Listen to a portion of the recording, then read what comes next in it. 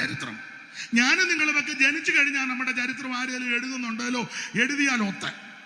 ചിലരൊക്കെ ചരിത്രം എഴുതും, ജീവചരിത്രം. അതൊന്നും ശരിയല്ല. ജീവിതത്തിലെ കുറെ കാര്യങ്ങൾ എഴുതിയെന്നല്ലാതെ ചരിത്രം ഇതുവല്ലോ ആണോ?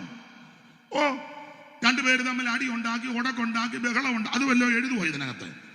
ഓ, എഴുതിയാലും സാറൊക്കെ നന്നായിട്ട് എടുത്ത് പരിശോധിക്കുന്ന ആളാ.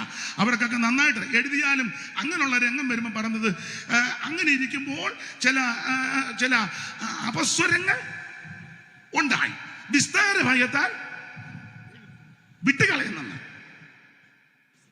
വിസ്തരിച്ച പിന്നെ കൂട്ട അടി ഉണ്ടാകും. അതാ ഞാൻ പറഞ്ഞ, നമ്മുടെ ചരിത്രം ഒന്നും പറയണ്ട, നല്ല ചരിത്രം യേശുവിന്റെ ചരിത്രമാണ്. അതെന്താ? അയ്യോ, ഞാനും നിങ്ങളും ജനിച്ചു കഴിഞ്ഞാൽ ചരിത്രം പറയുകയും ചരിത്രം എഴുതുന്നത്. യേശു ക്രിസ്തു ജനിക്കുന്നതിന് മുന്നേ ചരിത്രം വെച്ചിരിക്കുക.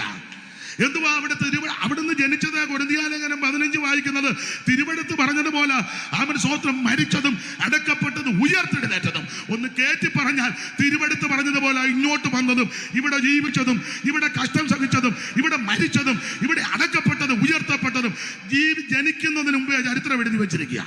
അറിവുള്ള വാക്യമ വായിച്ചോ. ജനിക്കുന്നതിന് 700 കൊല്ലം മുമ്പ് എഴുതിയ ചരിത്രം വായിച്ചോ. 7:14, 7:14, 9:6, 5